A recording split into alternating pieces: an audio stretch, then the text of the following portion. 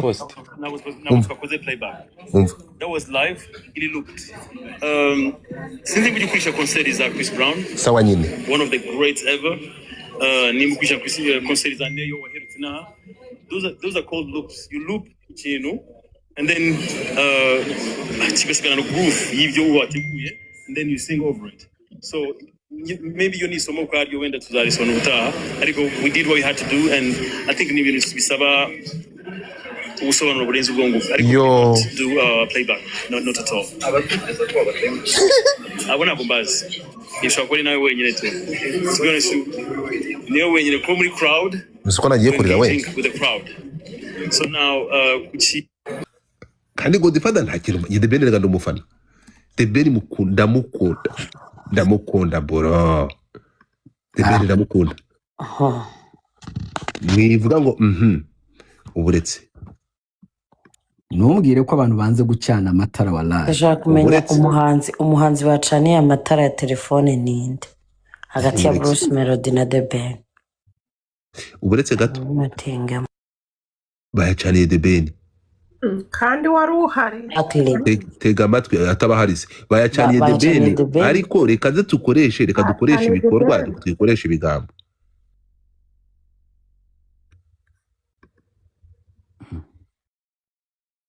Sijya byiza kurusha biraza kudufasha kaza nkwereke na ewana nahita mbabara Dumba nahita mva kuri live akagenda nkirya. Uburetse gato naci yabikimaze live si yabikimaze iki uburetse si yari competition uburetse gato umuhungu ukurikira kantu ku kandi umuhungu wanje ko narinze ko ari uko akagati ngakura muri ino minsi. Uburetse gato wafashe uruhande rubi bro urabesha yapa hindura uruhande reba hano soma hano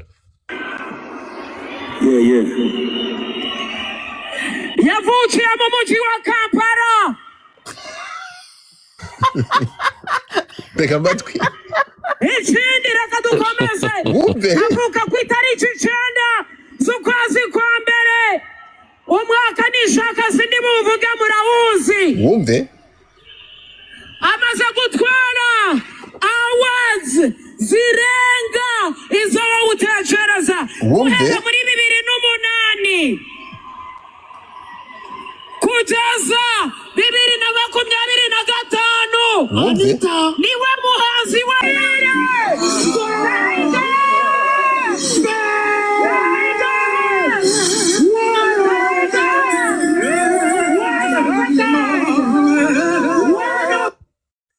nukuvuga ngo niba ukunda umuziki nyarwanda bari banze kuzamura amatoroshi niba ukunda umuziki nyarwanda bayacanye je nta gacanirwa y'ifuru y'amakara bayacanye man no Godfather izino live streaming zo mu Rwanda nanugo zumvikanisha reaction z'abafana man bari direct singude bena rikurira hana rikurira ari guse kwihanagura aho yarari kwihanagura ibyonzwe man ari kurira afite na video ari kwihanagura ibyuya ari kwihanagura ibyuya oya yarize niyungira biraza kabereke video ariko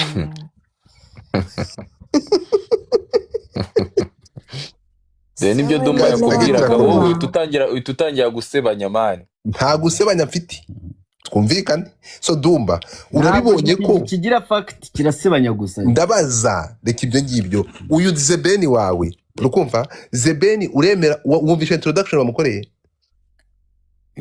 bamukoreye none se bro sibira bavuze ntiyabikoze ndakubaza ko yaravukiye Kampala na Mugongo bitureba kwiki akantu k'Ikampala ka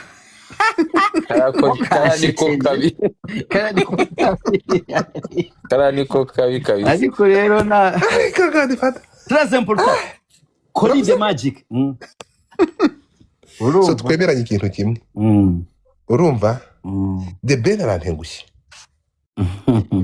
Bruce Melody nukuvuga ngo urukumva nubwo muvuze ngo ifoto ntabwo yarize kandi yarize noneho Bruce Melody yarari kubaga Bruce Melody yarize Bruce Melody ahita yandika aravuga ngo akabwana ka kigisamagwe kararize akabwana naka niba ngo kimara kurira isa yandika ngo reka mbibashakire mbibereke njye muravuga ngo ndasebanya kabibereke yahise yandika ngo akabwana ahita yashyiraho cya gisamagwe ngo kari kurira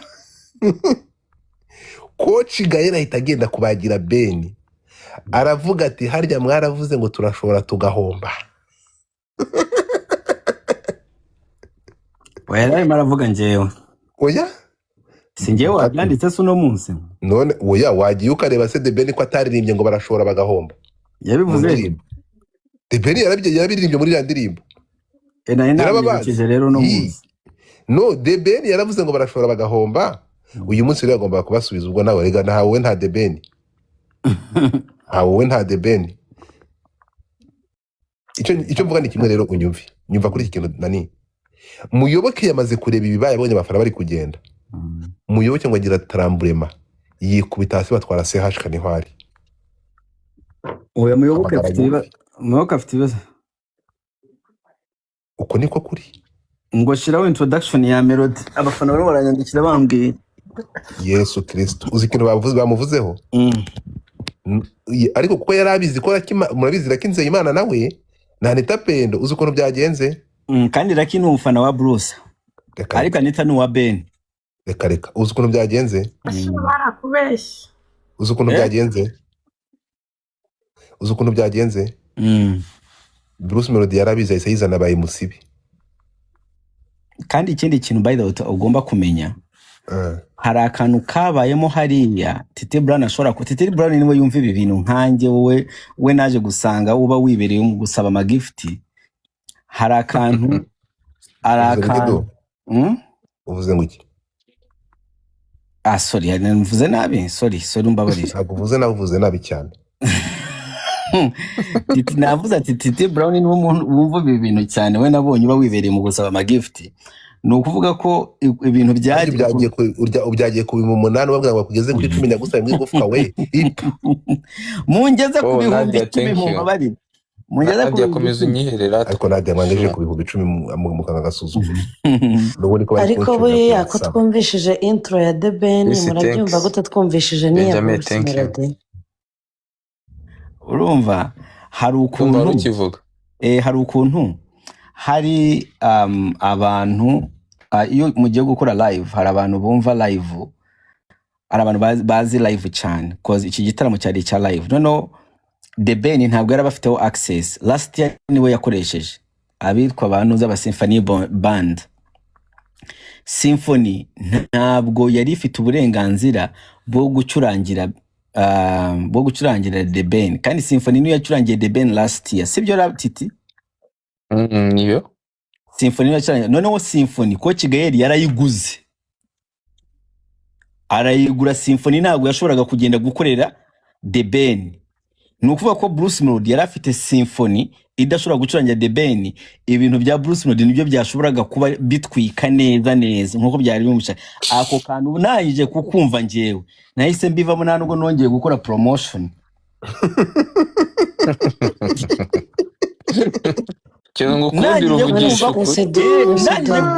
nanje kumva ko Gael yaguze symphony nahise mvuga ati ubungubu symphony nta bandi bantu tugira mu Rwanda bameze nka symphony ubwo byari birangiye nyine Bruce Melody yagombaga kumvikana neza Ben yumvikane nabi niba hari agatwiko kambere kabayeho mu gihugu ko Gael yigeze gukora ako niko kambere kugura symphony The Ben akumvikana nabi ubu nari ndimo ndavuga ati kandi rero urebe ukuntu batwika The Ben yagumaga nuva Bruce Melody arimo performing yagumaga ngo symphony akamakinga sure ko banabavuze babumvishe symphony band urarangije gutwikira na symphony band wowe uzuvuga ibiki so urukumva rero ikintu kiriho urukumva amafaranga ni bakorera wahisemo neza wahisemo neza kabisa kandi ndagushimiye gute umuntu w'umugabo umuntu wemera gutsindwa ndamukunda bro narangiye kubivamo ikintu mpera Imana icyubahiro ndomba yabivuzeho kare n'ubwumvikane bwanyu musigaye mwumvikana abundi Instagram mwari mugiye kuzica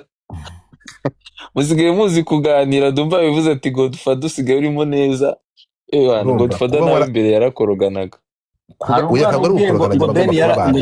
ngo Ben kuri stage yavuze ngo uvira tombe yabivuze agiye kwakira korali igisubizo ntabwo wabyumvishije yavuze ngo Ntabwo Dumba Virato yarebye concert. yavuze ngo The Virato Ben yabivuze ni kabiri ukuvuga ngo n'abafana we uretse n'abafana bari gato babivuze.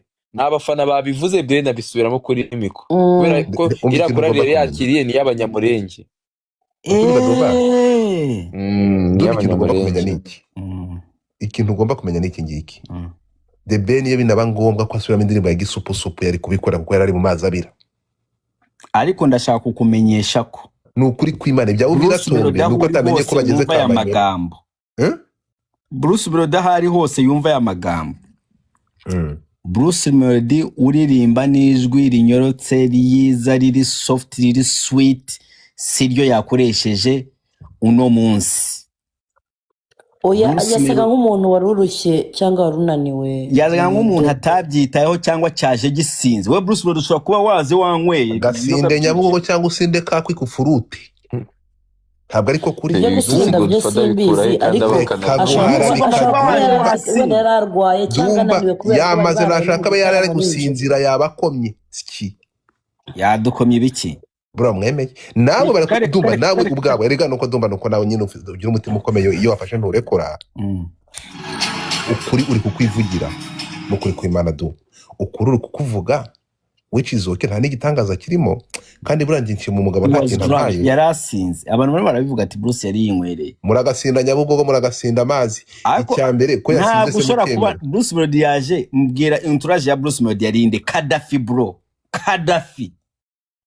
Kadafi buri kanya ahora afite nguvu mu ntoki abafite ubucupa butanu afite agacupa ka G1B hano muri ntuza abafite akandi gacupa ka nguvu hano muri ntuza agenda amusomesha ugenda kugera kuri stage someze gute bro. Thank you my ariko se ntabwo ariko dare Eva ewe Eva ndi hano jete wowe witwa nde erega ndakubwiye kwa gikobwa buri kigufi nuko utanga amakuru ari kuri mu ngufi ntago bakubona ufite ikibazo cy'imikuri dora kana guhaye twara n'ubundi ntakirego ndako ni kanini kuri wowe bayibusa nkuko navutse baze ndi gukatakata kamera ifungutse seba n'abamuyofu urumva yarakubwiraga aha ngaha nguyu Eva abantu bose bari abafana bavuga ariko iki kintu bagira ngo barakindoze kandi ndakuboroka dore ndakuborotse kuri backup nanda kuboroka did to five thank you so kuko urukumva ibintu byabaye uyu munsi n'amateka tuje tubyemera hanyuma ibyo wowe kuza kuvuga ngo Bruce Melody ugatangira kumutega ngo mu myaka 2 iri imbere urimo kunyumva muri iyi minsi ni mwari mwarafashe Bruce Melody bavuga ko yazimye hari cyo mutakoze mugaragaza ko yazimye ntabwo yazimutse bro ntabwo aracana Bruce Melody nakubwiye ikosora yashizemo ni irihe rero nakubwiye Bruce Melody ahariho hose abafana arabafite ikibazo cya Godfather reka ngubwire ikibazo cya Godfather utajya umenya ikibazo cyawe ntuzi kumva no kuinterpreting ibintu umuntu akubwiye kugira ngo upondering uturuke ku cyo mvuze wongere uvuge usubiza ku cyo mvuze cyangwa ucyange byumvikane cyangwa tuvuze rero ntabwo uri muravuga ibintu nakubwiye ati Bruce Melody ntabuza abafana arabafite icyabuze ni kimwe abuze abahuza be n'abafana yatakaje kandi we yakoze ku giti cye nukuvuga ko iki gihe Bruce Melody ntabwo byari bikenewe ko habamo umuhuza iki gihe every post yakoraga every post abantu basangaga hana abafana ba Bruce Melody birukaga bagahita bagenda bagakomentinga dore ahantu bari ubu ngubu urababona ahantu bari muri reka mbabwire mwandike 001 muri comment urebe ukuntu bimeze ndashaka buretse gato ngo example munyandikire ngo 001 muri comment urebe ariko se kankubaza kuko difata buretse mbaze ngo example mba nshaka kukwereka ibintu erega naguzi kumva this is an example urumva munyandikire ijambo 001 muri comment turebe urabona 001 uzi bibaye ubikibaye niki ngewe babwire bandikemo The Ben urebe ukuntu bangana buretse gatoya ngewe ikibaye niki nuko ngewe influencer mbivuze ni nkuko na posting ikintu cyane Bruce Melody ntabwo ashobora kuza hano akagara akazajya abwira abantu ngo mwandike 001 muri comment barebe abikoze rimwe akabikora kabiri baraza kubihagarara bagaze suyungu nini ariko ngewe niyo nakucyara hano icyumweru mbabwira ati mwandike 001 muri comment bashobora kuzajya bandika 001 nugupfa kuba atari uri murabikora ariko Bruce Melody cyakora arabanza akitiranya na Dumba akavamo Dumba reka mare nawe ukuri oyogera nyoreka abantu bumva ukuri niba uri ko cyumva ushaka kuvuga kuri kwa Ben n'ituvuga kwa Bruce Melody. Arabanza akitiranya na Dumba akavamo, akitiranya na Dekata akavamo, akitiranya na banuza bakavamo bo kugiye, akitiranya na Nuza akavamo. Noneho ibi ngibi ndimo ndakuvuga hakabura ababimuvugira, indirimbo zigasohoka abantu bakareba ku ruhande, noneho ugasanga ntabwo afite kandi ubu ngubu ntabwo bikimeze nka kera bajyaga basohora indirimbo ba Meddy bagashira kuri YouTube bakareka indirimbo ikagenda. Urabizi ko ibingibi bitagishoboka. Abanyarwanda kazi muri 1,100 ubu ntabwo ugishobora gusohora indirimbo nziza ngo uyishire hariya. Indirimbo nziza ya mbere itwika ubu ngubu ni ya Logan Jo, ariko nshobora kukubwira ko Mazi ya Nyanja iracyayirusha kuba ari nziza. Kandi Mazi ya Nyanja ni ikiririmbo kitarimo ibiririmbo bya Kevin Kade bibara amabyi, nta kintu kiba kirimo. Sorry mumbabarire kuvuga hagira umuntu mpereza link, hagira umuntu mpereza account ya ntuza ya Ben ya Instagram, hagira umuntu hinyoreza kuri link niba yaramborotse. Urumva ibirimbo bya Kevin Kade nta kintu kiba kirimo, ariko Kevin Kade ikintu yabanje kumenya no kumvikana na buri muntu amufitiye akamaro. Niba yumvikana na ntuza, niba yumvikana n'uyu, niba yumvikana kuri WhatsApp. Ego nibyo ngibyo Bruce Melody bigiye kumubaho. Ubu ngubu iki gitaramo kirarangiye, Bruce Melody mugiye kumubura. Amagambo yanjye muyibuke hano, ngicyo mwundiraje igihumbi mamuyari, mwibuke amagambo mvuze. Ubu Bruce Melody mugiye kumubura, kandi Bruce Melody ni umuntu ugira amarangamutima cyane. Abafana iyo mubuze nawe ahita acika intege. Iyo abona abafana batarimo baramukurikira ahita acika intege n'agahita yigendera tu akahita bivamo. Coach Gayeri amaze inbox yawe Godfa amaze gutakaza $1.5 million. Yaramburutse. Reba WhatsApp. The Ben yaramburutse. Ahita kuboroka. Ega Godfather uvuga nabi. Iyo ugereranya Kade na Bruce Melody nawe ukabije. Okay, tugende gatoya uretse gato. Kuko mwe no muririmbye ndakaba umubyinnyi. The Ben nani oya ntabwo baramura ko none ukoresha n'izindi account zanjye bakamenya kwitaboneka. Hambo uvuze ngo ngwise uvuko bikora uvuko bigenda. Iyo umuntu akuborotse iyo umuntu akuborotse bavuga ko na any account you can open iri muri phone yawe ntago wamubona, kereka ukoresheje telefone ebyiri zitandukanye. Nusanga atakuborotse ndahita mpamagara mu bwira ati boroka kandebe.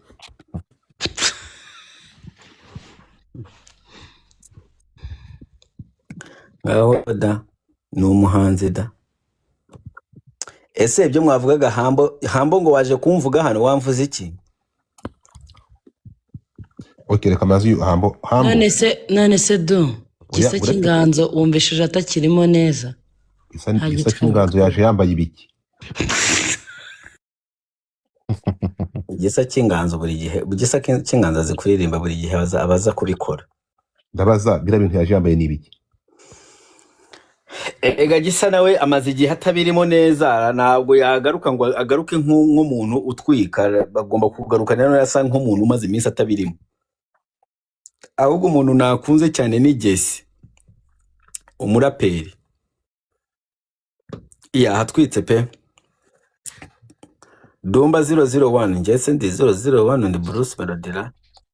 Hambo ni wowe ndimo ndashaka. Mbere yuko hambaza uko niba do.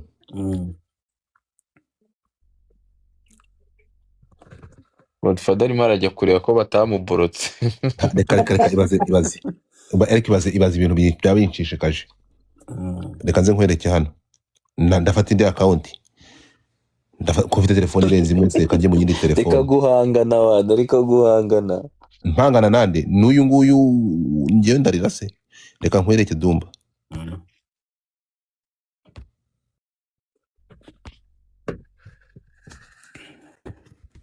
Dore ubu ngubu yagira bikambabaza dore. Soma iyi message.